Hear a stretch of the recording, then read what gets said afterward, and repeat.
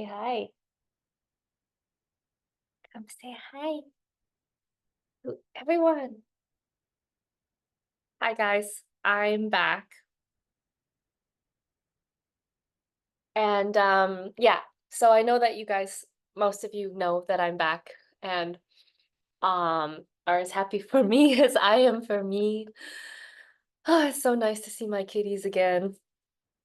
Um, I just realized that I haven't filmed a podcast since um my birthday, which was 1 month ago. So I'm really sorry that there hasn't been podcast content because, to be honest, I have so many things that I wanted to talk to you guys about.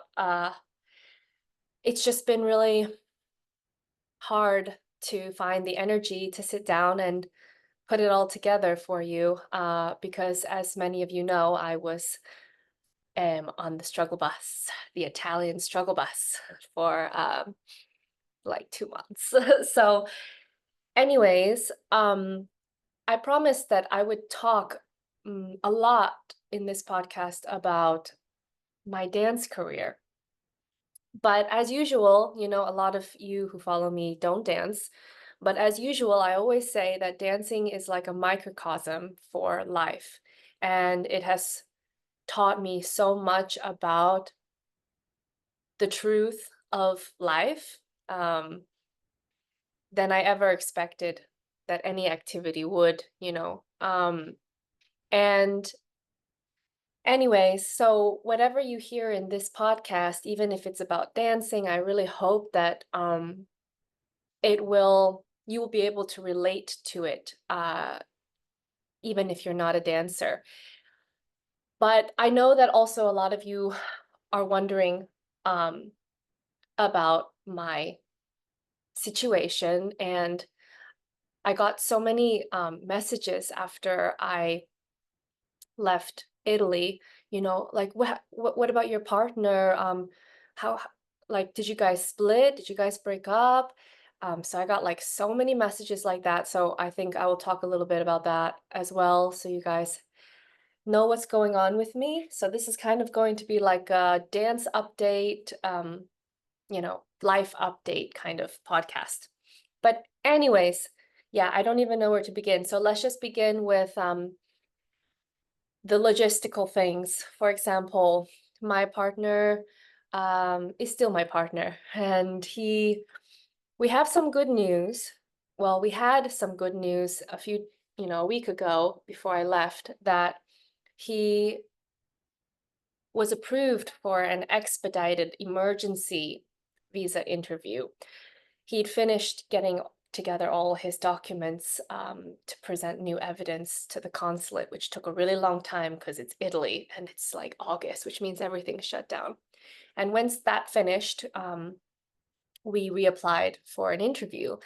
And at first, it was really bad. We were really stressed because it showed that the first available interview wasn't until the end of August. So like 1 more month in Italy. And I was like, no way, like this is not possible. So we applied for an expedited interview, and I wrote this whole letter explaining why it was an emergency, blah, blah, blah. And he was approved. So he will go to Rome on the 8th to get an interview. And if he passes, he will be on a flight home within a few days after that. So fingers crossed, please pray with me for me that I will see my partner again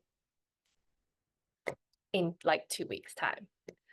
There's always a possibility that he will not, of course, pass this interview, in which case we are fucked, okay? So, yeah, but let's cross that bridge when we get there. But yeah, so you guys know that there's this 90-day rule out of 180 days that a US citizen can stay in the Schengen area visa free. And I was approaching like 70 days. But the problem is that we have a lot of dancing to do in the fall. And we need to go to Europe, not just UK, but Europe itself. And so I didn't want to be stressed in the fall counting days that I had left based on this rule. So that's one of the primary reasons why I decided to come back a little bit earlier. But also a primary reason is that I was just the universe was sending me signs. You guys were like, this, the universe is sending you signs that it's time to go home. And I was talking with like a few friends about this because they all experienced something similar. But you know, I really, it was really hard these 2 months in Italy, and you guys can probably imagine why. I've spoken about it in previous podcasts. And I had like literally booked a flight back to New York maybe 4 times and then canceled um, and changed my mind. And because my system didn't get to a point where I felt, okay, it's time to go, like, and that there was peace about that decision. So I kept changing my mind. But then towards the end, right before I came home, I started to feel that system-wide, like clear direction for what I wanted to do and what I had to do, which was go home. I felt like this peace that in making this decision, that the process was at that point already, and it had naturally flowed already to that point. And so, my partner was very positive and very supportive, and he didn't make me feel at all guilty. I felt guilty, but he didn't make me feel guilty. And I just like got to a point where I realized that if I stayed a few extra days in Italy, it wouldn't have made a huge difference. But if I went home for a few days, it would make a huge difference. And you guys probably can tell that I'm alive. Yeah, I'm more animated in this podcast than I have been in the last few, that's for sure. And that's one of the things that I, realized so clearly on this trip is that I really, really am the type of person that I need to have my home. I'm a Cancer, quintessential Cancer. I need to have my space. I need to create my space. I need to have my cats. I didn't realize how much they contributed to my rest and digest, like calm nervous system. I didn't realize. Benny, come here. You didn't come say hi to people yet. Anyways, and so many other things, and I I realized how much I appreciate New York City. Like as soon as I came back, I was like, because I had moved to New York 10 years ago for dancing, hating New York City. I mean, didn't help that I had like no money and I was living like a starving artist, which is always hard in New York. But um yeah, I spent many years loathing the city because I grew up in a small little house in the middle of the woods with like squirrels and deer and mushrooms and flowers. So the city was like a concrete, you know, jungle prison for me. And I just didn't ever appreciate New York City. And after I came back from Italy, and granted, like I was in Milan of all places, it's a very beautiful, modern, metropolitan, international city, but it's still like you can't compare it to New York City. Like the New York City's convenience and energy, and I mean, there were just so many things. I mean, besides the obvious things of like, I was basically allergic to Italy. I don't know why all the insects in that country hate me. Um, but besides like obvious things, like not being able to eat between 2 and 6, just so many small things as well. Like I remember I was trying to find a hair curler because I didn't bring one, and I could not find a hair curler. Like I just couldn't find it. And here you walk into any CVS, Duane Reade, Walgreens, anything, and you'll find one. So it's just lots and lots of little things combined. And I just realized like how much, yeah, like we went through a lot in these 2 months. I talked to you guys about most of what happened, but there were also other things. But yeah, we got to Milan, and like day 2, we got the bad news after the interview was unsuccessful. And so we had to deal with that. And we were living, I was living in someone else's home on someone else's couch in their living room for 3 weeks. Um, and he had no work. We were suddenly like thrown together for 24 hours a day. We went to Marbella for, 16 lessons where I got like the worst food poisoning ever and still had to do all those lessons. Um, yeah, like we went to Naples for another dance camp and more lessons. We traveled all the way to Bari for like another dance camp, and I had like so many like allergic reactions to the bugs in the country, and then I ended up in the ER. I mean, there were so many, and also like I never told you guys this, but like in Bari, we went to this camp and his ex-girlfriend, it wasn't so serious of a relationship, but it was still, someone he was with slash person that he was supposed to dance with was there with her partner. So, we were in close proximity to them, which was kind of like uncomfortable for me. I mean, there was just like so many things, like, yeah, so many things and so many like ups and downs, so many fights, trying to figure out like how to go through this period together. And it keeps bringing me back to this thing that I spoke about before that I saw on Instagram, like this relationship therapist was saying, sometimes you're it's nice when you're at 30% and the other person's at 70%, right? To like make up for what you don't have. So you guys are 100, or vice versa, you're at 70%, the other person's only at 30. Yeah, and you like add up to 100. But what she said was, in many cases in life, that doesn't actually happen. In many cases in life, you are both at 30%. So 30 plus 30 is only 60. So what are you gonna do, right? Um, and you need to sit down and have a plan for how you're gonna get through this time period where you're both at 30% in a way that you don't hurt each other or even just disconnect, because that's also easy. You can just disconnect, right?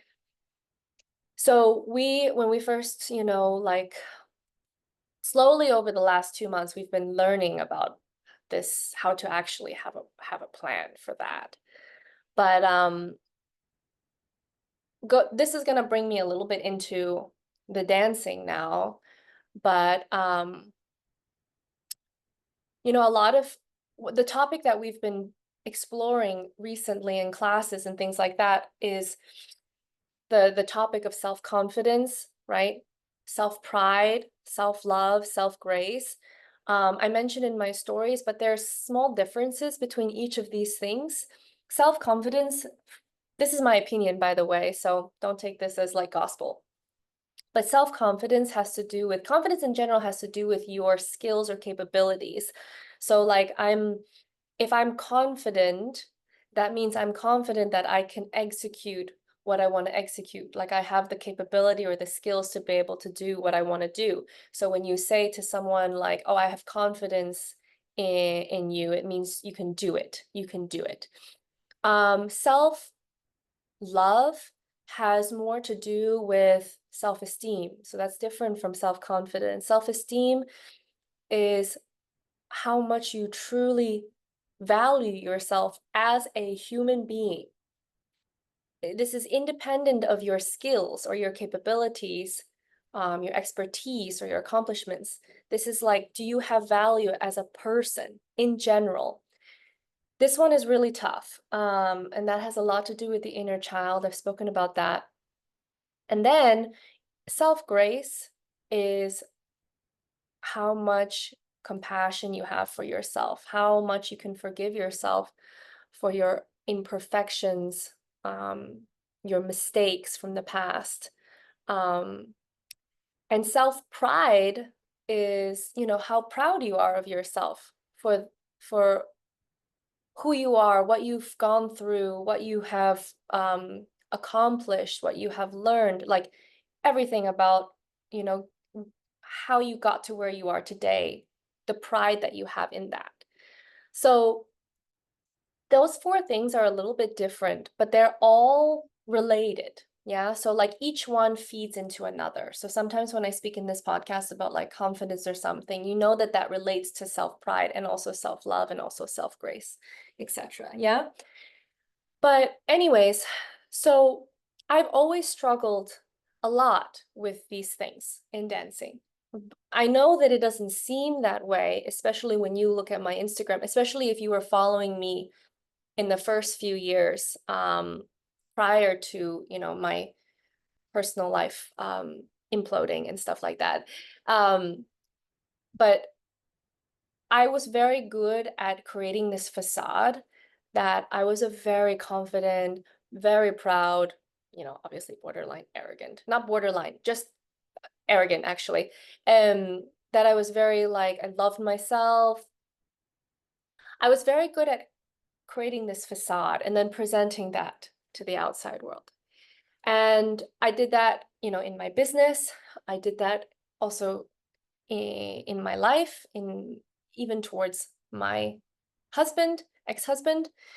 I did that in my dancing. It's harder in dancing because it's you dance for me a minute and I tell you who you are. Like it's hard to hide the truth in your movement, but I still was trying to do that in any case, yeah.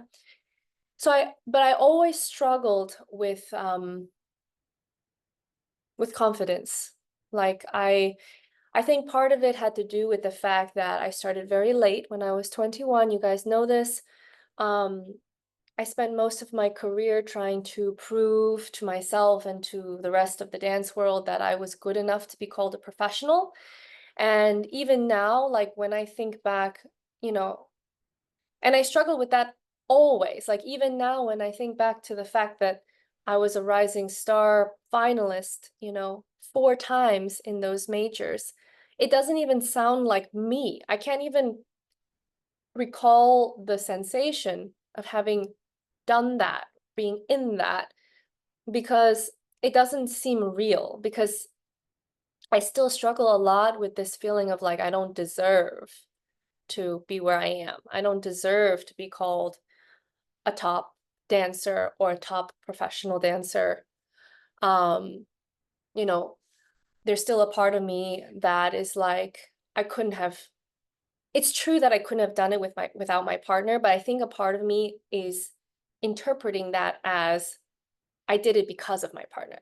So there's a huge difference, right? Like we can't do this alone, but it's quite another scenario to feel that it wasn't you, it was him. And so like I said, I've struggled a lot with this, and when I started going very deeply into biomechanics, it started getting to a point where I was using biomechanics to hide my more psychological, soul level, like lack of self-love. Because biomechanics is so effective in putting your body into the physical organization of confidence and pride. And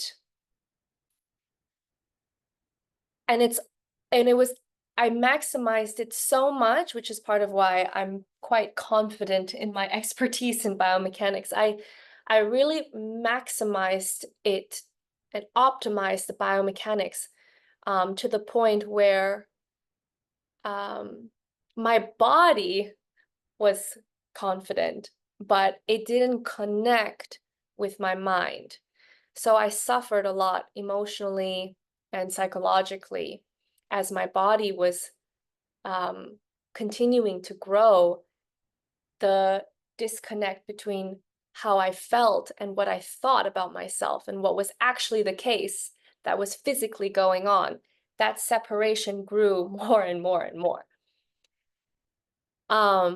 Interestingly, this was also parallels. this also parallels the trajectory of my partnership, my last partnership slash marriage of 5 years, that there was this disconnect more and more and more within myself and also between us.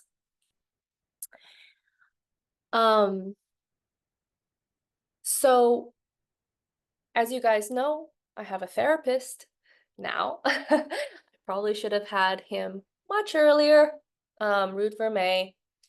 And I've had him at this point for like maybe 5 or 6 sessions. And I also had him when I was in Italy, and we spoke a lot about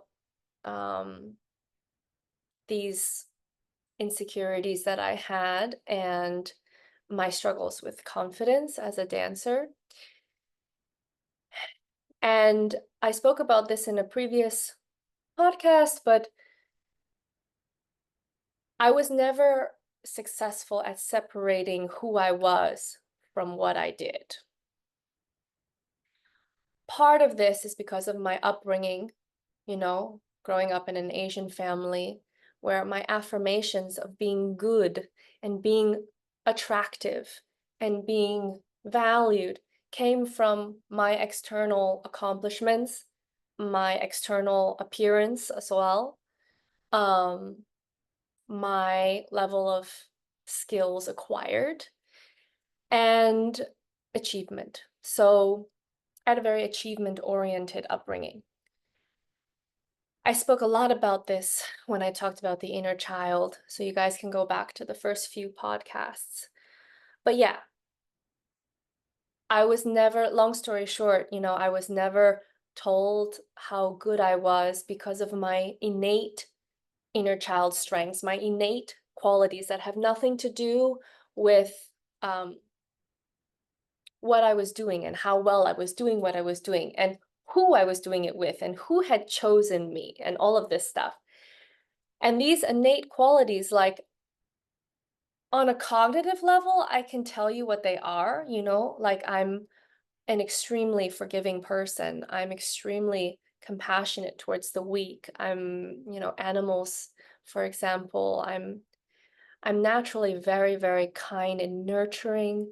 These, I can list like artistic, creative, like I can list all of these qualities cognitively, but I don't really feel their importance on a visceral level. I don't really feel them, I never really felt like a beautiful person on the inside for many, many years. I just knew I was beautiful on the outside and I capitalized on that. But I never felt like truly that like my real beauty was like in here. And until, so this is where things start to change a little bit. I kind of want her sleeping cuteness. Oh, now they're both here in the frame because it's very like calming. So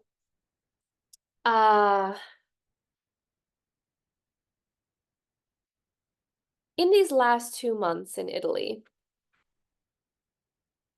like I told you, I almost went home like 5 times, but I didn't. And this was the first time in my life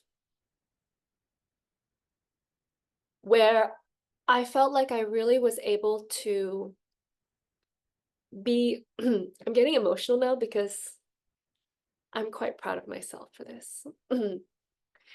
And I guess these tears are like representative of how I feel bad towards mistreating myself or my inner child throughout time. But yeah, this is the first time in my life where I felt that I was truly a really beautiful person. And that I was able to put someone in front of myself for consistently for a long period of time, even though it was really hard and it made me feel really vulnerable and scared for myself. But I was still able to do that. And Um,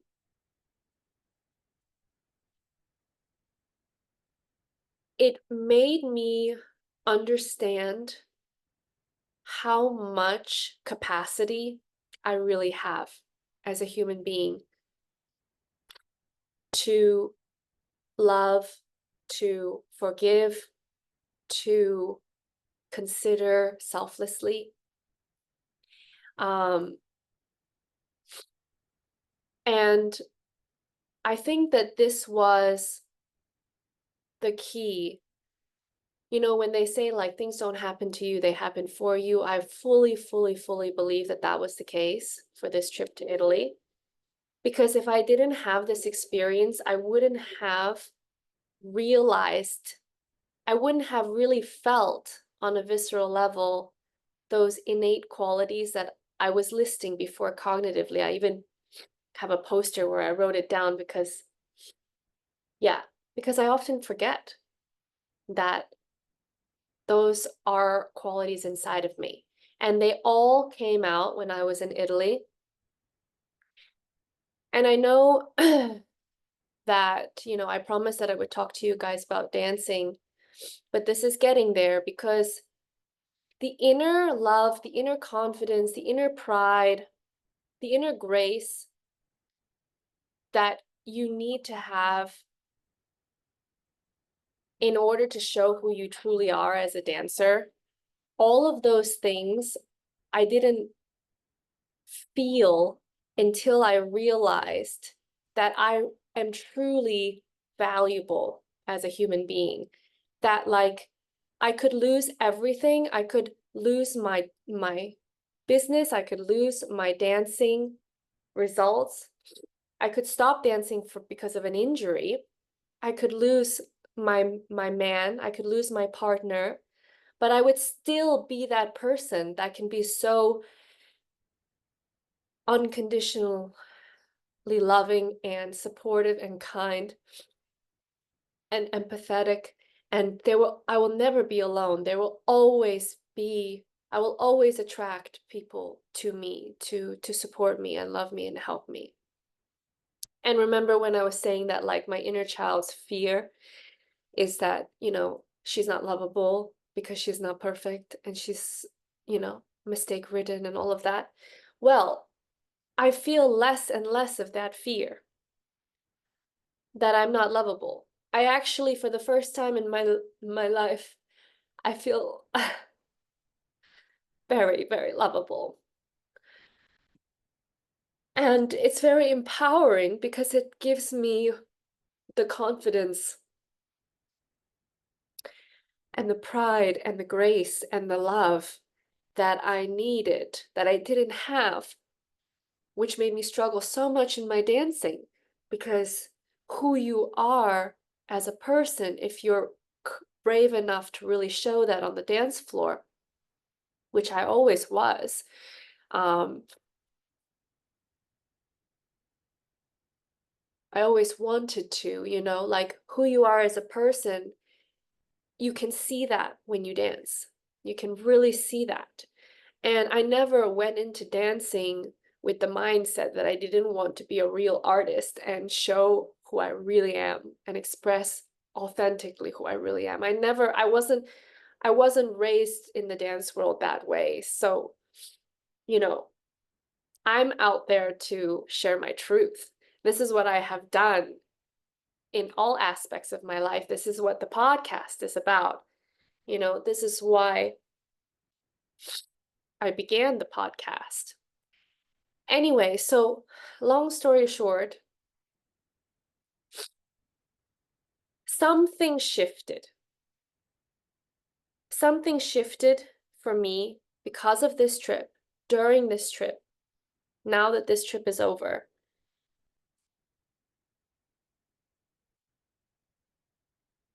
You you must address inner confidence through seeing yourself as a person before you see yourself as a dancer or whatever it is that you do for your career, you know, a tech manager, whatever it is, banker, it doesn't matter. Who you are comes first. people will remember you and be attracted to you because of who you are, not what it is that you do or how well you do it. And this identity separation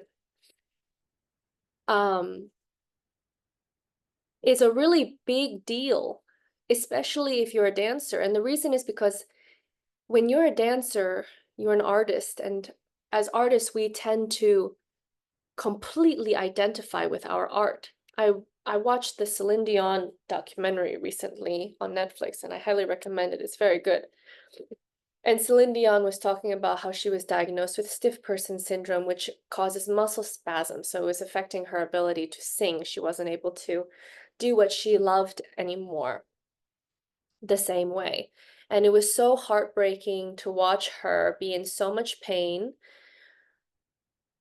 But the reason is because she identifies 100% with her art. So if she cannot sing, she is not Celine Dion anymore.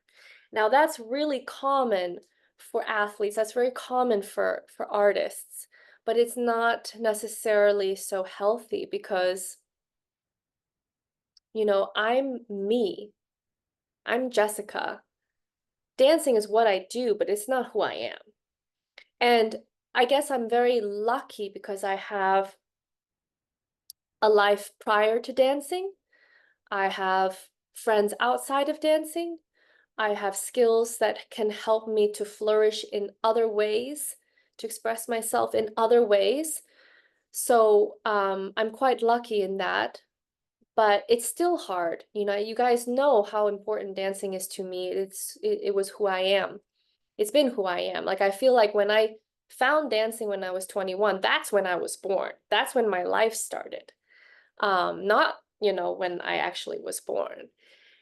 And so, and you guys know I've talked about this, but it's part of what has, you know, really this identification with my art, which prevented me from being able to see my value as a human being and build true and authentic self inner confidence and grace and pride and love, not only affected my dancing, but it also broke down my partnerships and my marriage. Um,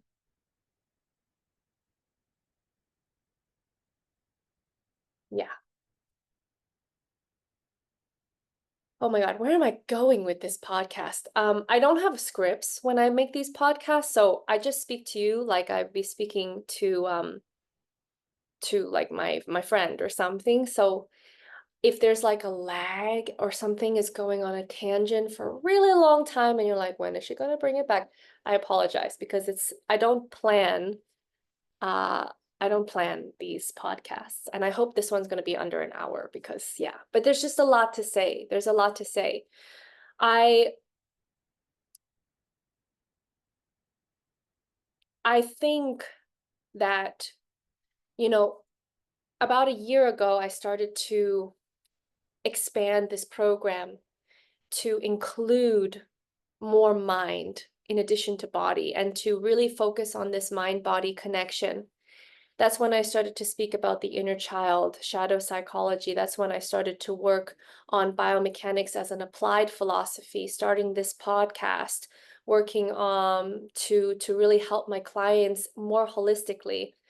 And I think that the reason why I've evolved the program is because on personally, I really understand that you need both the mind and the body. You need the body and the mind to be in harmony with each other. I'm excited for the next chapter of my dance career with my new partner to really unfold and for me to really like just step into my power as a female. Going to back to the dance partnership aspect, I've also spoken to my therapist Rude a lot about the dancing itself, my partnerships, the dance world. And, you know, I grew up in the dance world. How do I put it? Like basically borderline brainwashed into a specific view of a man and a woman that then transcended into my life. This is really, really I'm going to be quite careful about my wording here with like femininity, masculinity, woman, man, lead, follow, whatever. I'm just going to try to be a little bit sensitive because I know that these are words that, mean different things to different people. Um, so, but the dance world, the Latin dance style, which is what I do, portrays a very traditional role of man and woman, or that's sort of how it was designed, or let's say that's how the school that I was raised in, that's how it was portrayed in the school that I was raised in. So how do I even maybe I should just be straightforward, because otherwise it's just going to take too long for me to find the right words and be all politically correct and stuff like that. But I'll just give you like a basic examples of what went in my ears and into my head in my years of dancing. It's a man's world. You can't make it unless you have a good partner, especially you starting so late, not really a professional. As a woman, you need to be sexy in Latin. Okay, if you're not sexy, you're not Latin. I was sitting with a coach of mine, a male coach of mine at Blackpool. One time I told you this, and we were just commenting on the dancers we were seeing, and he was pointing at a few girls, and he says, I really don't like her. Like, she looks so unfuckable. Like, I wouldn't want to fuck that. Like, in other words, she's not a good dancer, a Latin girl, because she's not fuckable. Like, as if a woman's value in dance resides on how fuckable she is. Can you see the parallels with society in general? Yeah. I mean, nowadays things are very much more progressive but still the dance world is mired in some very traditional, antiquated views about women and men, and how the man needs to be a leader by being strong and being the one to make all of the decisions. And I was taught by my coaches to stroke the ego of my partner, to pretend. I was actually told that I need to pretend like I don't know anything if I dance with someone who is less experienced, which was the case in my last partnership.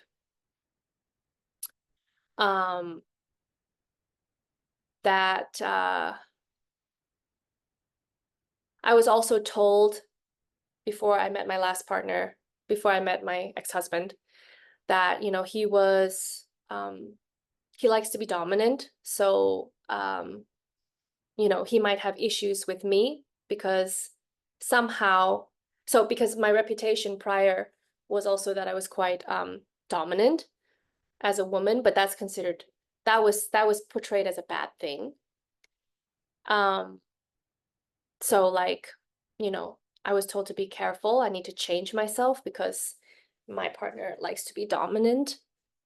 And so these are examples, but I think this gives you an idea, without me trying to be politically correct and theoretical and stuff. This gives you an idea of how I was brought up in the dancing.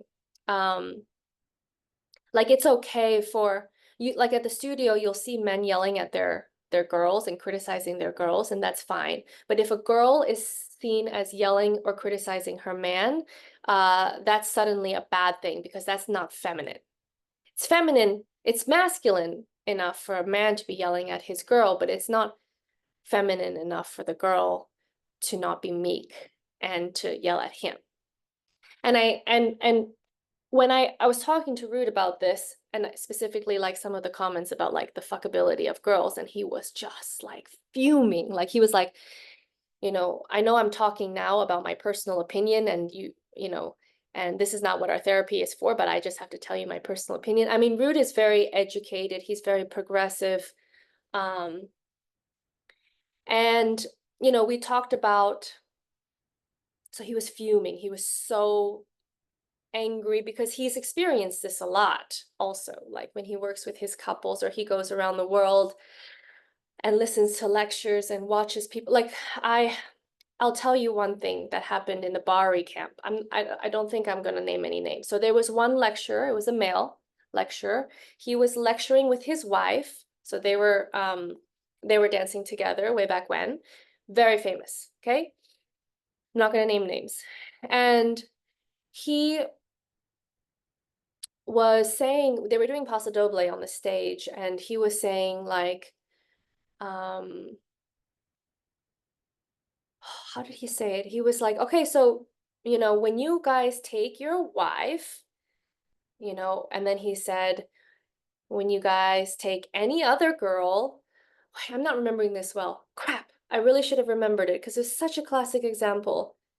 Anyway, the point was that he was saying like, he was saying, oh, when you guys take your wife, you have to take care of her or any other girl. Like he was just kind of joking, like any other girl.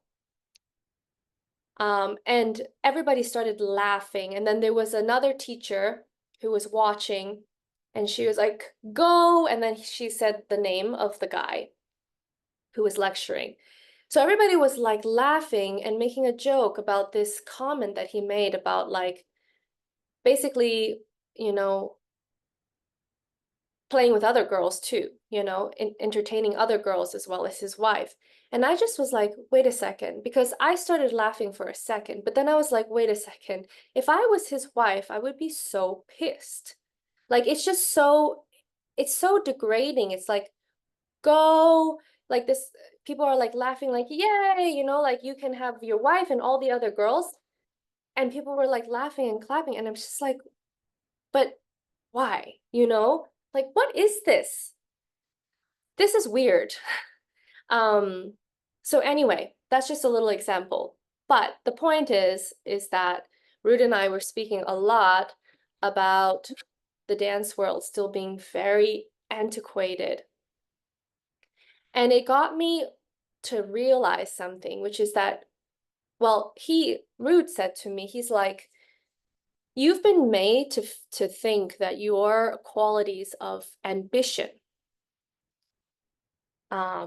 your quality of being ambitious, being organized, being initiating, like actively initiating, of being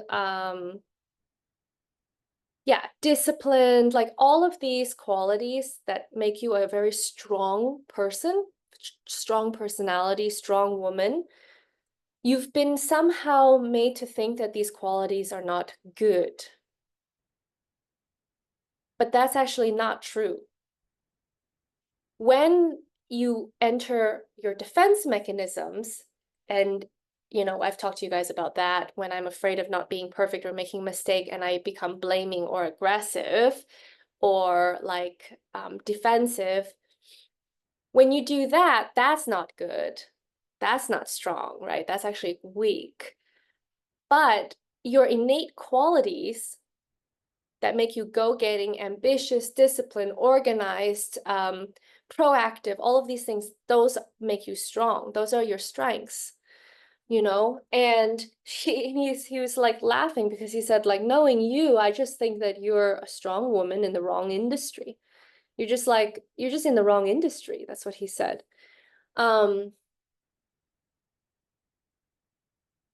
But like if you just think about what's going on, not just in the dance world, but in the world, the modern world, right?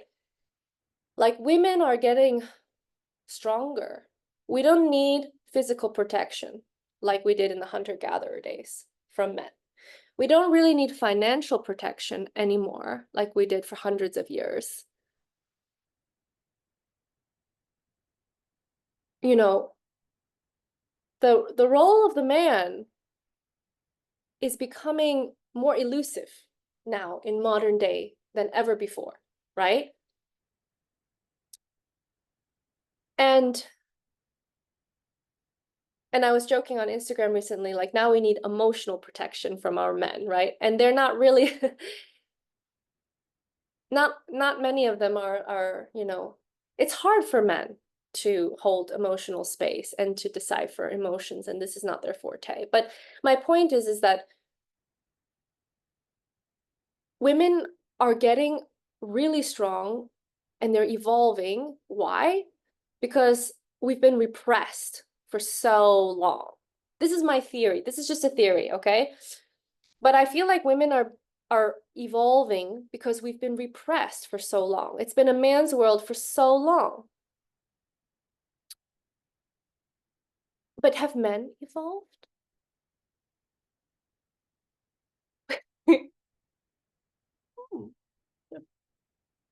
Okay, I don't want to stereotype. I don't want to get all like judgmental because it's not about judging, okay? My point is that I think, you know, when you look at the dance industry, how many women really dance in a way that is sensitive and trusting towards their man and open and truly vulnerable towards their man? How many? That was like an old generation type of thing. Nowadays, you have women who are doing everything by themselves. They're not really vulnerable. They're not really trusting. They're not really connected, but it's to their man. But it's kind of chicken and egg, you know, like are men making women this way or are women making men this way? Or is it like, do, do, do, do, do, do, do, right? Because I definitely spent a long time being strong, but not actually being strong because I wasn't open and vulnerable. You guys know this, like I wasn't able to be vulnerable with my ex-husband or my ex-partner. But I'm also entering a phase in my inner confidence, as I was saying to you guys before, where I'm no longer full of self-blame. How much of it was really me and how much of it was also him? How much of it is the woman and how much of it is the man, right? Like, have men really stepped up in our society? Have they really stepped up? I'm not sure, you know? There's so many podcasts about this. I'm not going to go into it because their podcasts are more, you know, informative for sure than mine, but about this topic. But yeah, so I'm, you know, I had a community member ask me, you know, to talk about like what happens when you get a lot of criticism from a partner. I've had that. I don't have that anymore, but I've had that in the past. Um, but you know, people react in many different ways to their own insecurities and things like that. Um, and when you have enough inner confidence, you can really start to see from a bird's eye view, like what someone is doing out of fear. And I've definitely gotten a much clearer view for myself now. And I think that, you know,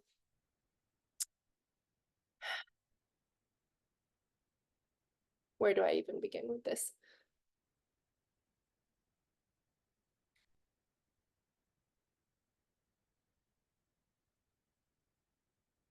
I think that as a woman, when you really step into your power, you're going to start to see your partner in dancing, or your relationship partner if you're not a dancer.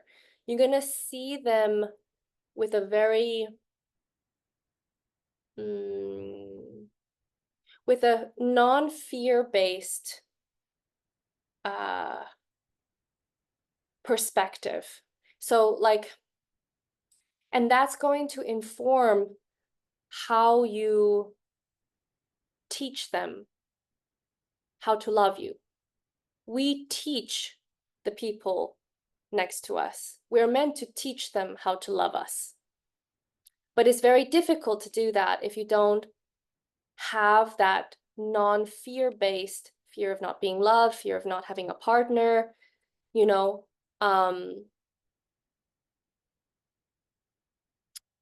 non-fear based perspective. Not to go too much back into like, I mean, it's funny because the truth is that I think still about my ex, and talk about him with my therapist and talk about him with, my close friends and stuff.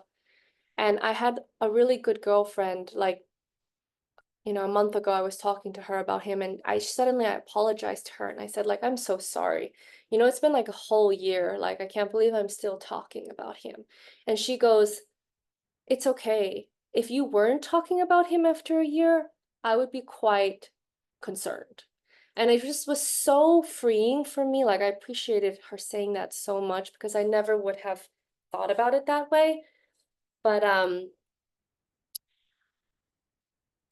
and then I had another friend who told me like almost the same thing, but she said like, I'm so glad that you're still like that a part of you is still hung up on it a year later. And I said, why? Like, why? I want to not be hung up anymore. And she's just like, because it shows me that you really have the capacity to love someone really a lot. And this goes back to what I was saying before about how this whole trip in Italy taught me like my capacity. It taught me about my capacity. And yeah, so she said like, it's so much better that you know now that you can love so much. But anyway, um, going back to what I was saying about stepping into your power as a female, you start to realize certain things about, how you need to interact with that person to teach them how to treat you. There are some, no matter how much my ex loved me and I loved him, like there were certain things that we just wouldn't have been able to ever come to terms with each other on. Like, let me charge my computer because it's going to die soon.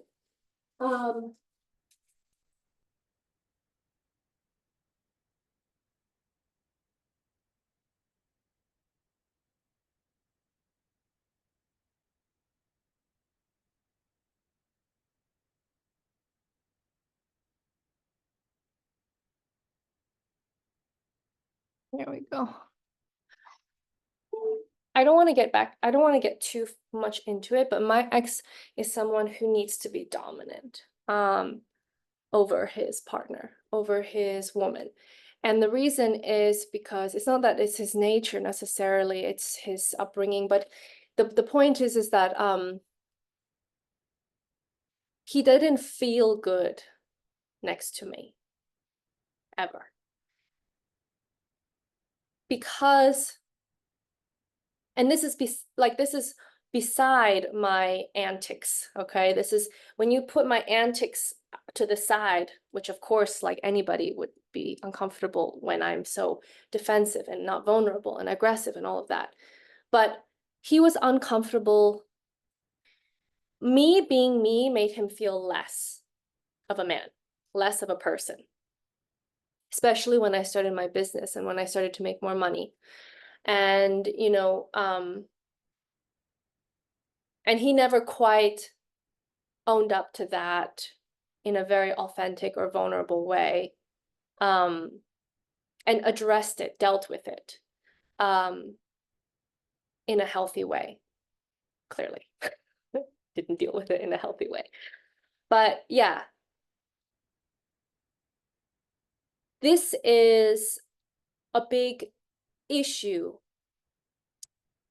not just in dancing, but also like in life, because as a woman, as I said, I'm very strong. I'm very opinionated.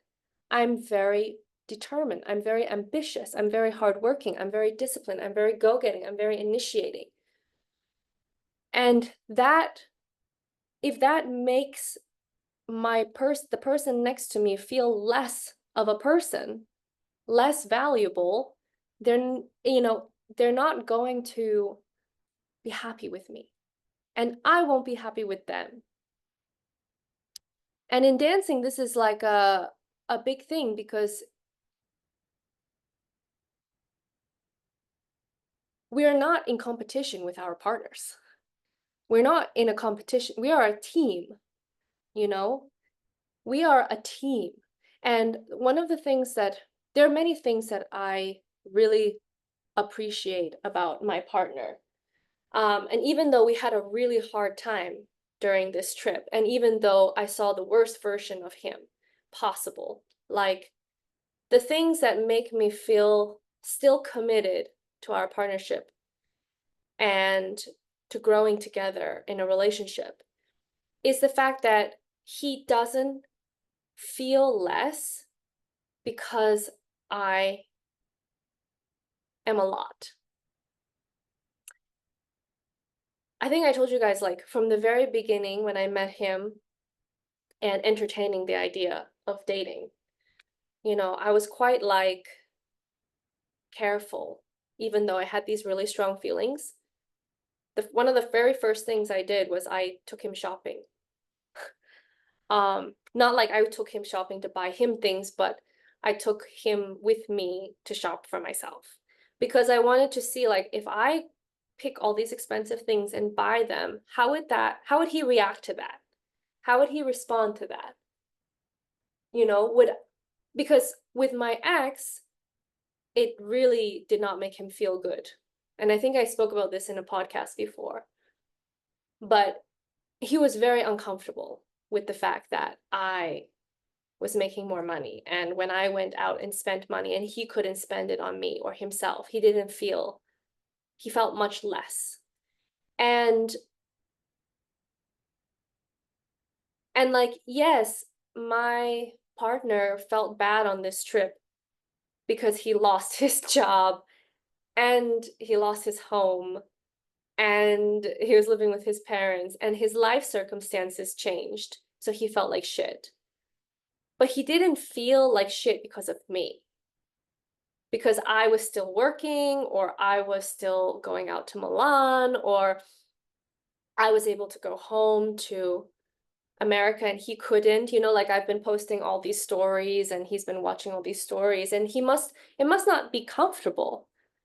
Like, if our roles were reversed, like, I would not be comfortable, but we are still talking. He's sending me things. We're like positive, you know? And that's very different, to feel badly about yourself because some shit happened to you that is out of your control, and to feel badly about yourself because the person that is supposed to be your teammate and the person that is your person is doing better than you. Does that make sense? Not doing better, let's say, like, is strong at that moment, you know? Yeah, I never felt from my partner that me being me made him feel less like him. So his innate self-esteem is really quite high. Mine is actually not as high, and you guys know about that and stuff. I'm working on it though. But if our roles were reversed, I would struggle a lot. I actually have this issue where I get quite, or I used to have like a really strong issue of getting quite, maybe jealous is not the right word, but threatened if like my partner was, my relationship partner was like, um, I don't know, like somehow more attractive than me or more bright than me or stronger than me or whatever, because I just felt like I would lose them or something, you know, it's just this innate insecurity. I needed to be like cherished, and I needed to be like the treasure and the flower, and they needed to be infatuated with me. And yeah, so anyways, this podcast is getting quite long, and I don't want to go back to my ex and all of that stuff, although I've been thinking about him because I came back to New York and I have to see him again. um I'm sure. But yeah, my point is that dance is a microcosm for life. And a lot of people have given me the advice, like, why do you go so deep? Like, it's just dancing. Like, just do your Roomba walk and like extend your arms. You know, you look beautiful, you look good. Just focus on the dancing. And I'm telling you that, yeah, that can get you to a certain point. But what I'm more interested in is not like, what result am I going to end up getting? What I'm interested in is, how am I going to grow as a human being because of dancing? How am I going to find every single moment of this journey, no matter how hard it is? How am I going to find it to be fulfilling, right? Because at the end of the day, we're looking to be present and fulfilled in our lives. It's so funny because when we were in the studio in Milan, the owner came to me recently. He was like, I had no idea you were in the Rising Star final. And I was like, yeah, I was in it 4 times. We did Blackpool, UK, international, and then, wait, was it the fourth time? Was it UK or was it Blackpool? I literally could not remember. And he was like, his mouth was like open. He was like, you don't remember. And I said, yeah, I really don't remember. I really don't remember. And at the end of the life, at the end of your life, you won't remember any of that stuff. You will only feel the memory of the sensations of those experiences that you had where you were growing through things and learning about yourself. And the life is a process of discovering yourself over again, over and over and over, and reinventing yourself and learning about yourself again and again and again and again and again. And that is what I find the most meaningful part about dancing. This is why I will dance. I won't stop dancing, you know? I'll always do it. But again, it is what I do. It is not who I am. You know, it's not the dancing version of jazz. It's the jazz version of dancing. It's not the Latin version of jazz. It's the jazz version of Latin. Does that make sense? I'm finding my version because it's based on who I am and what I want. So yeah. What else before I finish? Because this is a long 1 2 1 2. I've been seeing 1 1s and 2 2s. Oh, by the way, this is a cute little photo when we were leaving for the airport. When I was leaving for the airport, it was quite sad to leave because I really was like, I felt like it was so anticlimactic, and I felt like I was failing him. But anyways, he was very sweet.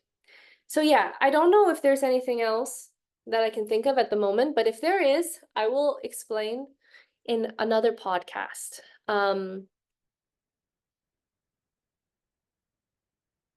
Maybe I will go in the next podcast. Just let me know what you guys want to hear. I'm going to become much more disciplined with like how I upload content. So I think I want to do like one podcast every 2 weeks at least, if not every week.